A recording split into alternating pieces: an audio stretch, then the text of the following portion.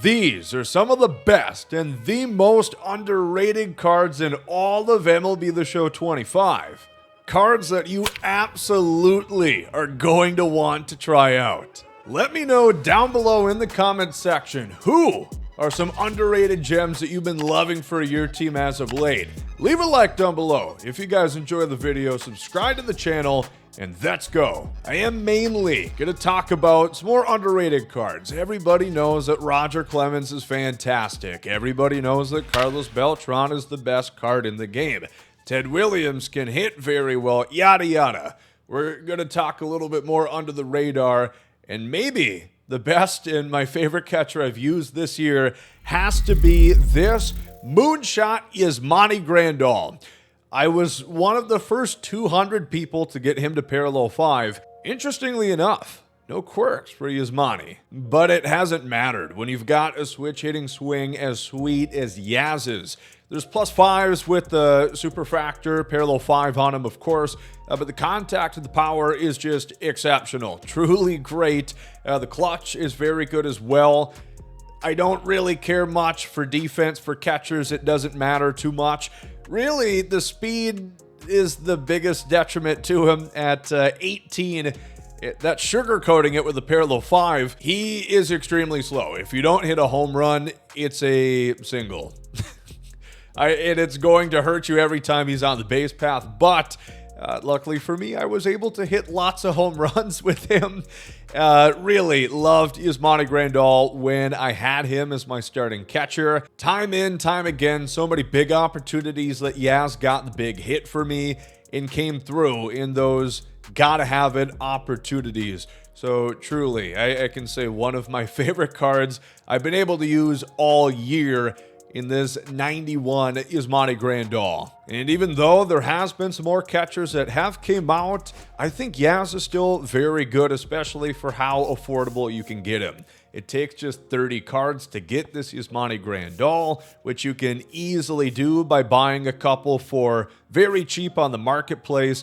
There's the program, which offers many rewards, the mini seasons. It should not be too difficult to get up to the 30 cards required for Yaz. But another of my favorites, Mike Piaza, the Pizza Man.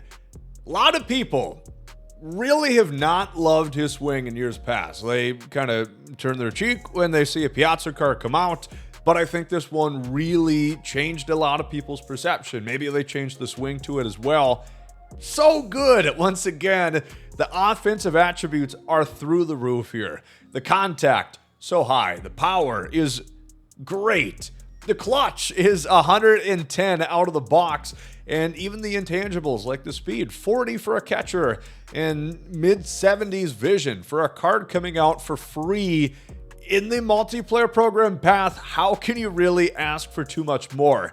He, again, has just had so many big at-bats for me. Those attributes play.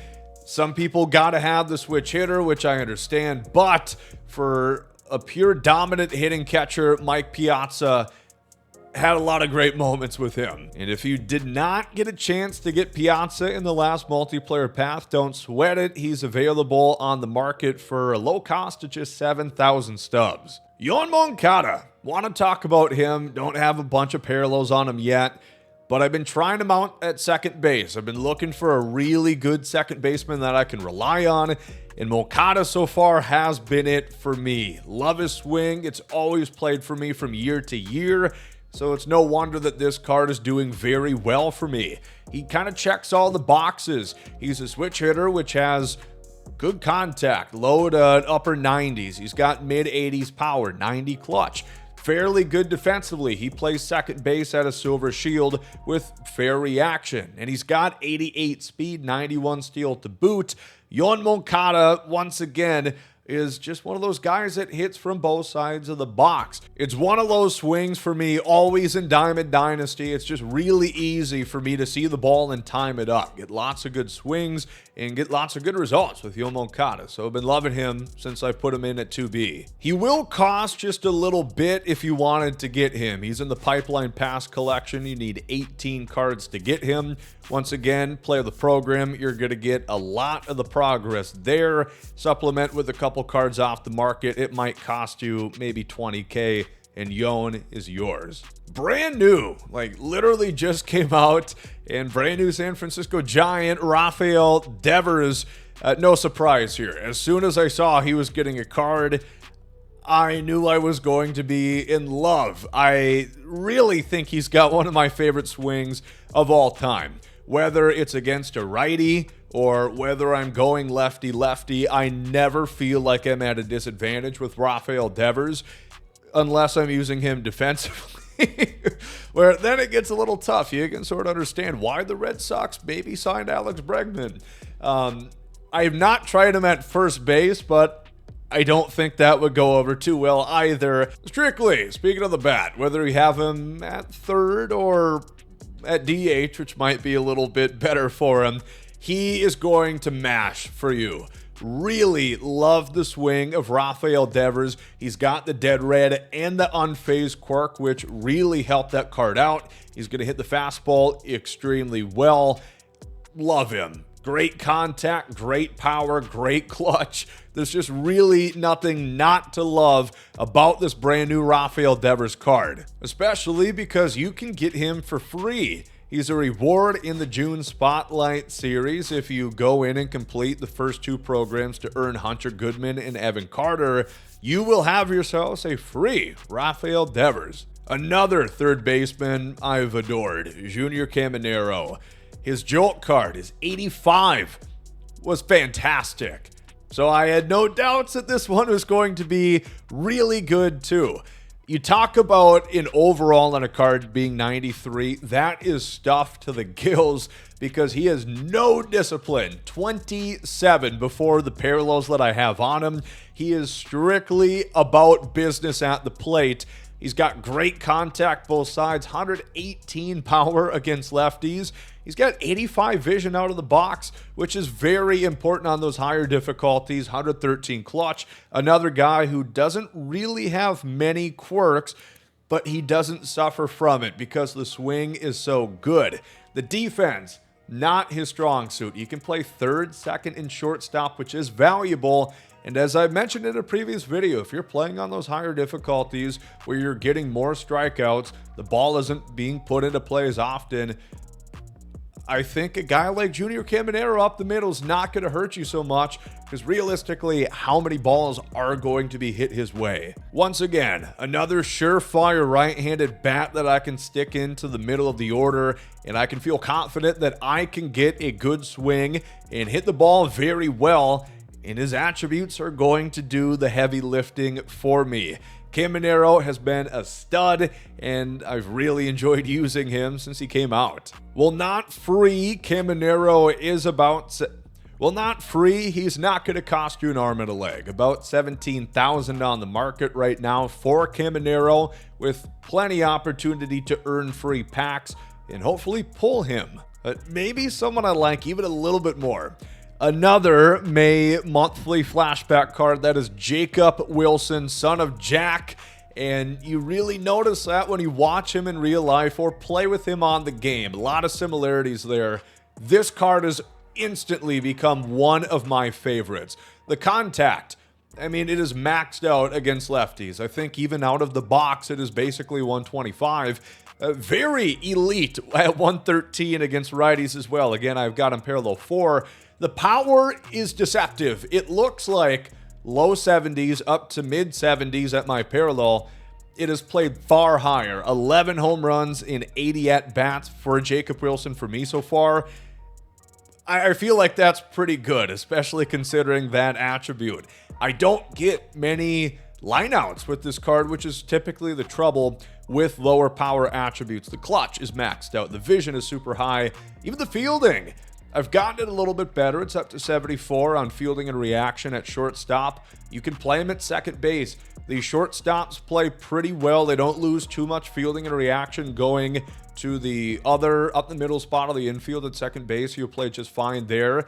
And I think you're really in for a treat. I've had a bunch of games where he just stacks hits upon hits upon hits. With that kind of contact, with that kind of vision, the clutch, he just gets on base constantly. He will bail you out sometimes when you don't have an exceptional swing, if you're a little bit off. That timing window enhances to a point where it really makes it easy to hit. So even if you feel you're one of those people that needs a switch hitter, I think you got to give Jacob Wilson a try. He hits everything, and he plays way above his attributes, which are already outstanding. And thankfully, he's pretty easy to get. He's in the May Retro Lightning collection, which does require cards that you have to buy or pull, but he only is at 7 cards. And the cards are pretty cheap, all things considered. With the ones that you pull, the ones you get for free, he's going to cost you maybe $30K. Which we talked about, Camero and Jacob Wilson. We got to talk about the collection guy here, Bryce Harper. No shit, this card plays well. If you've used a Bryce Harper before, you know how good he is, truly. And I say this a lot, obviously. But one of my favorite swings that I have an opportunity to use in Diamond Dynasty. The quirks that he's got 10, which is basically every in the game. Bad ball hitter, situational, unfazed, first pitch hitter, breaking ball hitter. I think the only one he's missing is dead red. But I don't think you're going to have any trouble hitting the fastball with him with attributes like this. 114, 111 at parallel 4 against righties. Pretty much 100 aside against southpaws. The clutch is 116. I mean, with the bat, Bryce Harper is about as good as it comes. He is so good. When he gets a hold of one, he sends it a long ways. He's got light tower power. The kind of card, it's frustrating that he exists because my opponents can do the same sort of damage that I dish out to them. Bryce Harper's just fantastic. The defense could be a little bit better. At parallel 4, it's up to 80, which is gold shield at right field. The reaction at 74 and speed at 61 means he's going to be a bit slow out of the jump on a lot of balls hit to him, but he's going to do decent enough, especially you're getting him for the bat, and my God, is he a good one. So we talked about Jacob Wilson at 7 cards. Bryce Harper, you just get 3 more, and you're going to get him. Again, with all the packs that you can get from playing different programs, this is not very expensive. And I absolutely think it is worth your while to go out and get that Bryce Harper. Another brand new card that has come out, Ian Happ, that I've had tons of success with already coming out of the gate using him. Another brand new card that I've really enjoyed is this Ian Happ. Fan favorite, always, in Diamond Dynasty. And this card, you would think, should be no different. I hope people don't kind of sleep on this card or look past it because the power is not insanely high, because he has the dreaded no secondaries. As I mentioned before, a left fielder, you can play him at right field. Absolutely, don't worry about it. He will lose that diamond shield, but he only goes down to, I believe, 86 or so, somewhere in there. But you cannot play him at center, which is a bit of a crutch. He's got tons of contact. He's a switch hitter with a fantastic swing. He's got that power, kind of like I said with Jacob Wilson, that plays a lot higher than what it reads off on the stat sheet. The clutch at 100 plus. The defense, like we talked about, diamond shield at left field. And he's got some quirks. He's got dead red, which is a very valuable one. Once again, Ian Happ, if you've used his cards in the past, you should know just how good and how easy it is to hit with them. And there's really no reason not to give him a try. He's currently in the multiplayer program, so you just knock out some missions. You're going to get that card for free. And one more hitter I want to talk about is Nick Costanos. Flat out, first thing, the defense is not good. It is a liability. 64 out of the box with 60 reaction, 60 speed. You are not going to have a lot of fun using him out there, but if you play at a smaller ballpark, if you play at a little bit more shallow right field, and you've got a speedy center fielder to help him out, it shouldn't be too bad, especially when you've got that kind of hitting. Truly one of the best non-collection hitters in the game. 118, 108 at parallel 2 against lefties is ridiculous. With 100% against righties, the vision is right around 80, clutch 100 plus. Nick Costanos, again, One of those guys that has always notoriously been a killer in Diamond Dynasty. Look back to MLB 21, the team affinity card that he had that year. He's gotten some finest, which have just been so dominant throughout the course of MLB The Show history. And this card, rocking a pink flamingo pool floaty and all, has had tons of success for me and hopefully will do exactly the same for you. And he is once again free if you play the summer program, which has some moment challenges, a couple of missions. Should not take too awfully long. You're going to get this card just by playing the game. And now let's talk some pitching. Al Leiter.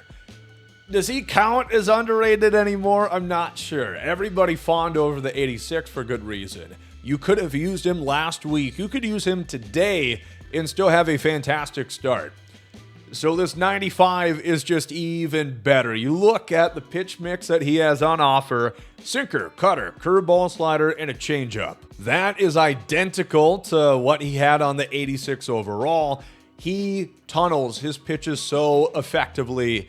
He's dominant. He's got the attributes to play. 104, 101 hit and K per 9, which means your opponent PCI is going to be tiny, and they're really going to have a tough time hitting the ball with a K per 9 that high. They're going to swing and miss a lot more. The pitch clutch at 105 is fantastic, and the BB9 is honestly underselling what this card is, because truly he's a craftsman when it comes to command of the strike zone.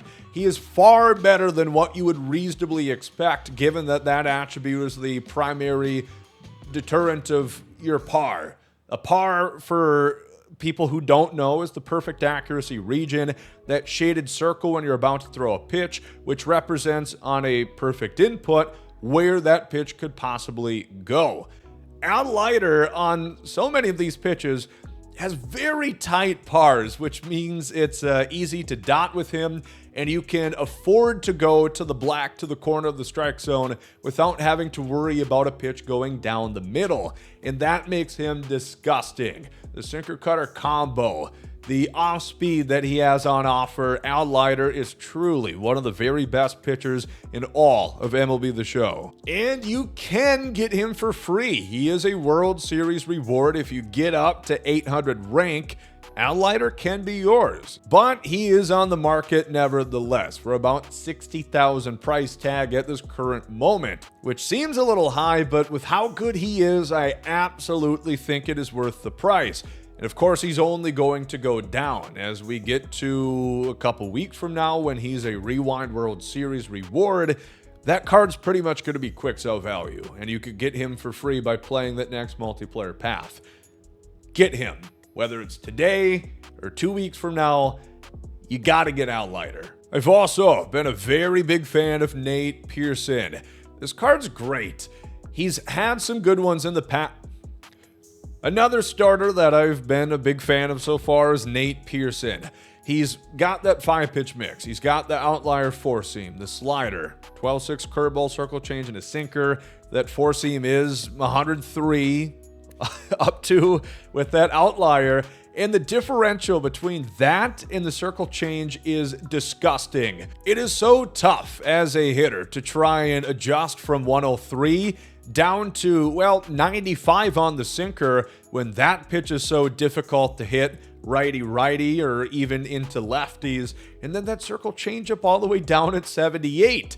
Coupled with a fantastic slider, Nate Pearson is truly dominant when you're facing him on the mound. The per 9s are also pretty great. 100 hit 9 out of the box, up to 103 now at parallel 3. The K per 9 plays at mid-80s. The BB9, it is 75, 78. It's always tough to know exactly what you're going to get with a pitcher's par, as we talk about, but Nate Pearson's are not as bad as you would expect. He's a bit more controllable than I would have thought heading into my debut start, and I think that really helps take him over the edge. He's got the overpowering velocity, the per 9s to make it difficult for your opponent, and enough controllability to really push him into a top tier starter. Currently, he's only available on the marketplace at about 14,000, and if you ask me, that's a damn bargain. Absolute buy at that price.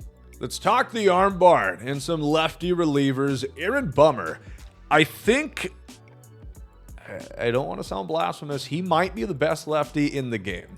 His pitch mix, a sweeper, sinker, slurve, four-seam, and a cutter.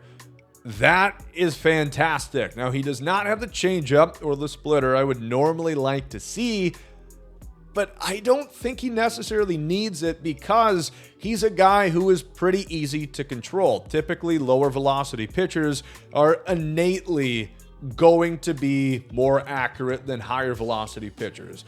BB9 and velocity, those are the two big factors in determining par sizes and how controllable the pitcher is going to be. So that helps him out a ton, that he can nail these pitches on the black. He's got that sinker cutter combo. He's a ton of fun to use. He's got those funky mechanics, which is difficult to read out of the hand, and the per nines to play. 99 hit 9, 118 K per 9, 104 pitch clutch, 84 BB9, which again makes him one of those super controllable pitchers. Aaron Bummer, yeah, you're damn right. It is a bummer whenever my opponents see him coming in or whenever I see my opponents bringing him in. He's just a beast. One of my favorite lefties out of the arm barn currently. And he is technically free. If you go into the summer collection, you'll notice you need 11 cards.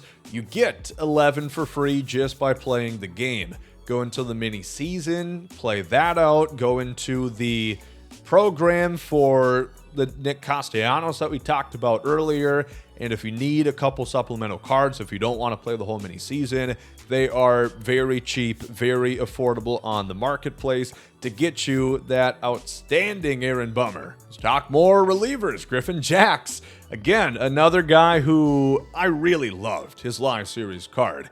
And this card is, well, just even better. Surprise, surprise. Sweeper, four-seam, circle change, sinker, and a 12-6.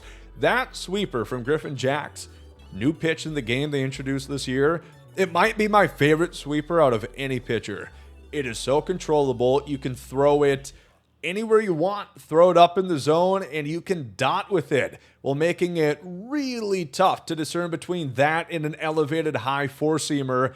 You are going to get lots of strikeouts that way. The sinker, also a very good pitch. Add in the circle change and 12-6, you've got 5 strong pitches that you can throw out to keep your opponent off balance the entire time that he's out for you. 105 hit 9, 96 K per 9, 93 BB9 with 110 pitch clutch. Griffin Jax is the perfect combination of velocity and controllability. This card being out at this point in the game is really good for you if you're pitching him, not so much if you're facing him. Griffin Jax is one of my favorites that you can get in the game right now. And he's very cheap. 5,000 stubs on the marketplace, and in my opinion, one of the best relievers in the game can be yours. And finally, we'll round things out with Devin Williams. I'm honestly kind of shocked this card has not gotten more play than it has. I think it has something to do with the price tag. We'll talk about that in a second and how you can get him for far cheaper. But the pitch mix is kind of what you would expect from a Devin Williams. Screwball, four-seam, slider, and a cutter, all at different pitch velocities, which makes it really difficult as a hitter. That screwball as a primary is pretty controllable. You can definitely get away with throwing it up in the zone, much like your Fernando Valenzuela, and coupling that with the 97, 98 on the four-seam, the controllable cutter, and then the wipeout slider. That's one of the best four-pitch mixes you could ever possibly ask for out of a relief pitcher. Combine that with maxed out hit per 9. There's literally no way your opponent could have the advantage on him when there's nobody. Well, pitch and clutch is also maxed out at 125. So he is always going to have the advantage when it comes to PCI size. 115 K per 9 is going to dice through hitters with lower vision, or if your opponents just aren't completely on the pitch. In my opinion, it's either him or Darren O'Day for the title of the best reliever in Diamond Dynasty right now. And of course, that comes at a bit of a cost. He is about 45,000, 50,000 stubs on the marketplace right now, but you can get him for far cheaper. He is a Weekend Classic reward. Next week, we're going to have the next iteration of the Weekend Classic. He will be put into the Rewind pack, which is going to turn that 45K into probably about 5K. He's still going to be just as good in a week, so if you don't have or don't want to pay the 45K for one reliever right now, hold on until next weekend, and you can get him for almost nothing. Maybe the best reliever in the game. So there we go. Some of the best cards in the game that I think are a little bit more under the radar. Some of them more recent cards that I think you got to go out and get. You say you're new to the game, what card should I get? What should I do? That's a pretty good starter list of cards that are pretty obtainable for the most part. So let me know in the comment section once again some of your favorite cards that are winning you tons of ball games right now. Leave a like if you guys enjoy, subscribe to the channel, and thank you for watching this one.